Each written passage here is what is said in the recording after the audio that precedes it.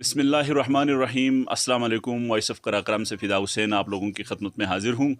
آج ہمارے voice of Karakoram کے مہمان دو شخصیات ہیں، شبانہ رضا صاحبہ اور شبیر صاحب، یہ ہمارے مہمان ہیں۔ انہوں نے ابھی تھوڑی دیر پہلے یہاں پر صحت مند جو ماؤں کے حوالے سے ایک سیشن کا انعقاد کرایا، جس میں جو صحت مند جو خواتین ہیں یا صحت مند خاندان ہیں اس کی اہمیت اور افادیت کے حوالے سے بات کی۔ تو ہم اسی حوالے سے ان سے کچھ بات چیت کرنے کی کوشش کرتے ہیں کہ شبانہ صاحبہ، بہت شکریہ آپ کے وقت کا۔ یہ بتائیے کہ اس کا بنیادی طور پر جو اس کی ضرورت کہاں پہ محسوس کی گئی اور اس کا مقصد کیا ہے؟ بہت شکریہ فدا حسین صاحب۔ السلام علیکم تمام ناظرین کی خدمت میں۔ یہ جو پروجیکٹ ہے جس کے بارے میں آج ہم نے سیشن کیا، یہ ہے صحت مند خاندان پروجیکٹ۔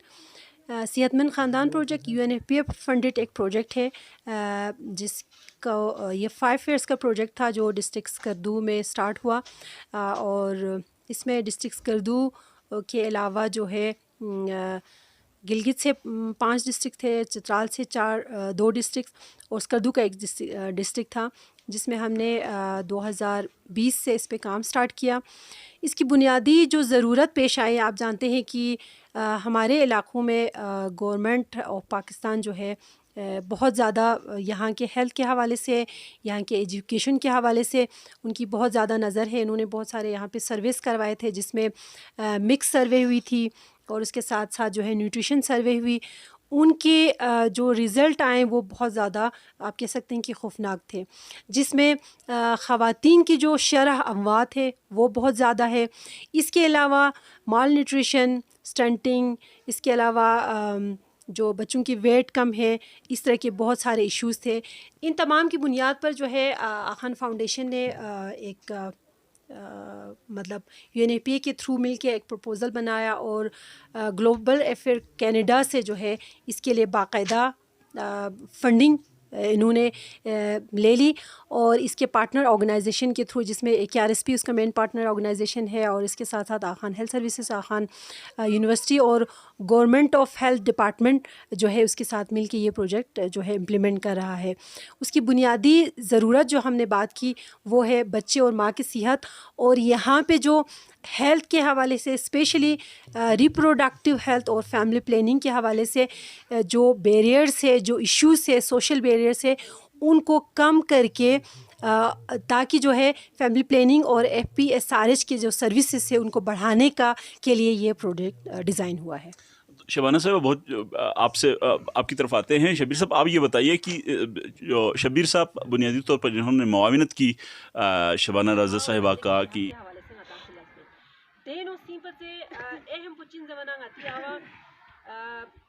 ایک ہزار حاملہ خواتین میں سے 186 خواتین کی جو ڈیتھ ہے یا اس کی شرح اموات اس حساب سے ہے۔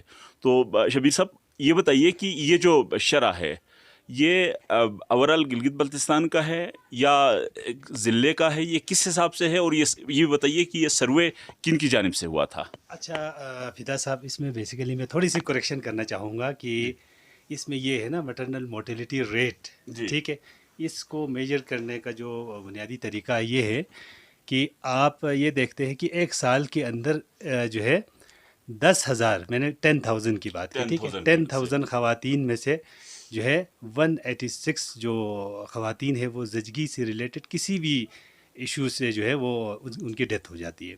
تو یہ آپ تھوڑا سا کریکشن کر لیں، میں نے 1,000 نہیں 10,000 کی بات کی، ٹھیک ہے، اس طرح اس کو میئر کیا جاتا ہے۔ تو یہ 2000 جو ہے 19 کا ایک سروے ہے، ایگزیکٹ اس کا ٹائٹل میرے ذہن میں نہیں ہے، لیکن اس سروے کے مطابق اس میں لکھا ہوا ہے، کیونکہ یہ میرا ریسرچ کا موضوع بھی ہے تو اس میں نے یہ بھی کوٹ کیا ہوا ہے، تو اس کے مطابق جو ہے یہ مٹرنل موٹیلیٹی ریٹ ہے۔ اس کے علاوہ جو ہے یہ جو ریٹ ہے یہ ضلع کے سطح پہ ہے، اوورال گلگت بلتستان کی سطح پہ یہ جی بی کی سطح پہ پوری اوورال گلگت بلتستان کی میں بات کر رہا ہوں، ٹھیک ہے، کسی خاص اسپیسیفک ضلع کی بات نہیں کر رہا ہوں۔ اچھا، دوسری بات یہ ہے کہ آپ اس کی امپورٹنس کے اوپر بات کر رہے تھے نا، تو یہ ہے کہ یہ ایک تو سسٹینیبل ڈیولپمنٹ گول کا SDGs کا حصہ ہے، اہم حصہ ہے، ٹھیک ہے نا جی۔ اور اس کے علاوہ جو ہے آپ کو یہ بات بتاتا چلوں کہ بنیادی طور پر عام عوام میں ہماری ایک غلط فہمی یہ ہوتی ہے کہ ہم صرف اور صرف جب جو مٹرنل مورٹیلٹی ریٹ جس حساب سے ہے یا جو ہے خواتین کی جو مٹرنل ہیلتھ ہے اس کے پیچھے جب ہم ڈٹرمننٹس کی بات کرتے ہیں، فیکٹرز کی بات کرتے ہیں، تو عام غلط فہمی یہ ہوتی ہے کہ ہم میڈیکل جو ریزن ہے اس کے اوپر زیادہ فوکس کرتے ہیں، جو سوشو کلچرل کنسٹرینٹ ہے، جو آپ کی سماجی اور جو وجوہات ہے ان کو ہم نظر انداز کرتے ہیں. آسان بھاشا میں ٹھیک ہے، میں آسان بھاشا میں بات کروں گا. ٹھیک ہے، اچھا، تو سوشو کلچرل کنسٹرین ہم اس کو کہتے ہیں نا کہ ہماری جو سماجی سیٹ اپ کس طرح سے اس جو ایشو کو جو ہے وہ کیا کہتے ہیں وہ اس کو بڑھاوا دیتے ہیں. ٹھیک ہے نا. ایک مثال میں آپ کو دیتا ہوں. ٹھیک ہے نا. ہمارے ہاں عام طور پر میں نے جو سیشن میں بھی یہ ذکر کیا تھا کہ اس کو خواتین کی مدر ہیلتھ کو پرائرٹائز نہیں کرتے، اس کو پرائرٹی ہی نہیں دیتے، اس کو مسئلہ ہی نہیں سمجھتے ہیں. ٹھیک ہے. مسئلہ نہ سمجھنا جو ہے یہ بیسیکلی ہماری کیا کہتے ہیں سماجی وجوہات میں آ جاتا ہے. اسی طرح جو ہے آپ اور بھی دیکھ سکتے ہیں، اور بھی ریزن دیکھ سکتے ہیں. اکنامیکل وجوہات آپ نہیں سمجھتے؟ یس، اکنامیکل وجوہات بھی ہے. اسی طرح اویئرنیس نہ ہونا بھی وہ بیسیکلی جو ہے وہ سماجی وجوہات ہے. اسی طرح آپ سماجی وجوہات میں جو ہے ہمارے ہاں جو بات کر سکتے ہیں پیٹریارکی ہم جو ہے پدر شاہی کو کہتے ہیں نا، پدر شاہی نظام کو کہتے ہیں نا، یعنی جس کے اندر جو ہے بیسیکلی جو ڈیسیجن میکر ہے وہ میل ہوتا ہے. ٹھیک ہے. مرد نے جو ہے وہ ڈیسیجن لینے ہیں ساری چیزیں.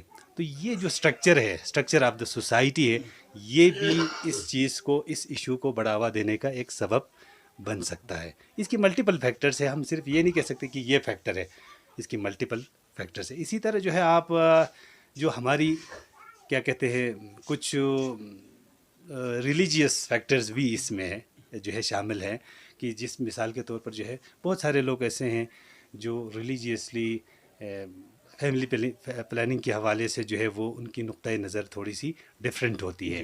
ٹھیک ہے نا.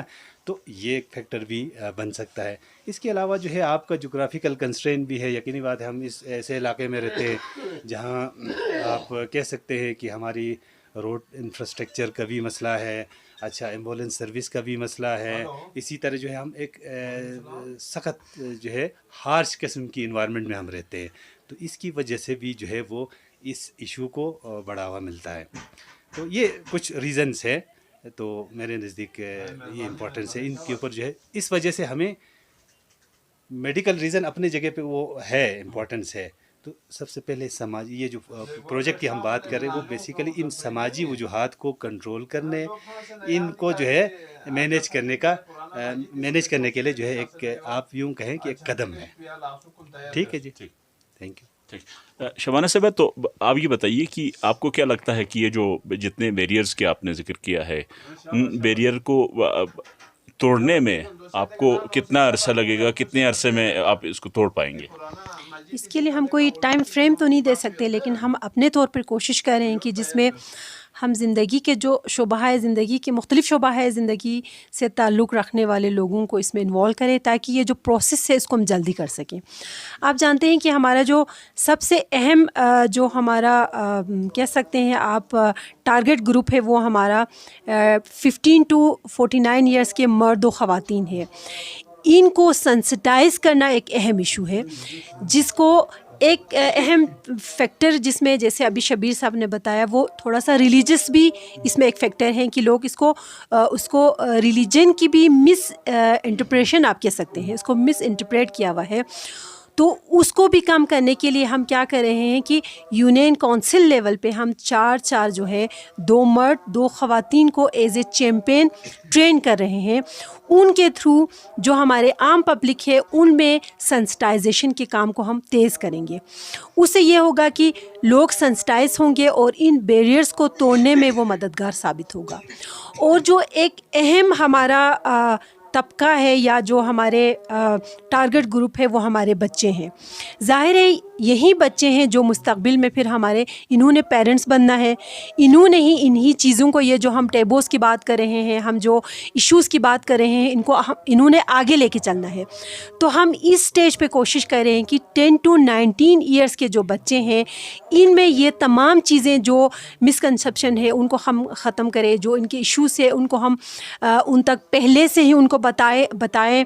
اور اس کے ساتھ ساتھ یہ جو ماں اور بچے کی صحت کے حوالے سے جو اویئرنیس کی کمی ہے وہ ہم ان کو پہلے سے ہی ان کو ویل اویئر کریں تاکہ وہ بہتر طریقے سے پلاننگ کر سکیں اور ان تمام چیزوں کو جو ہے یہ جو بیریئرس ہے ان کو کم کر کے مطلب ایک بہتر معاشرے کی تشکیل کی طرف ایک قدم بڑھانے کے لیے ہم کام کر رہے ہیں. ٹھیک ہے, بہت بہت شکریہ شبانہ رضا صاحبہ, آپ نے گفتگو سنی ان کی کہ یہ جو ایڈولیسنٹ فرینڈلی سینٹرز یا صحت مند خواتین, صحت مند معاشرے کی تشکیل کے لیے یہ جو انہوں نے جو نکات اٹھائے ہیں, جو پوائنٹ ریز کیے ہیں, آپ کے خیال میں کہ انہوں نے جو پوائنٹ ریز کیے ہیں ٹھیک ہے یا نہیں ہے, یا کچھ اور ایشوز ہیں جس کو آپ سمجھتے ہوں کہ ایڈ کرنا لازمی ہے, تو آپ ان کی بھی نشاندہی کیجیے تاکہ اس ایشو پر, اس مسئلے پر زیادہ سے زیادہ گفتگو ہو سکے. گفتگو ہونے سے مسئلے کے حل کی طرف آگے بڑھ سکیں گے. اسی کے ساتھ مجھے فدا حسین کو اجازت دیجیے. اللہ حافظ.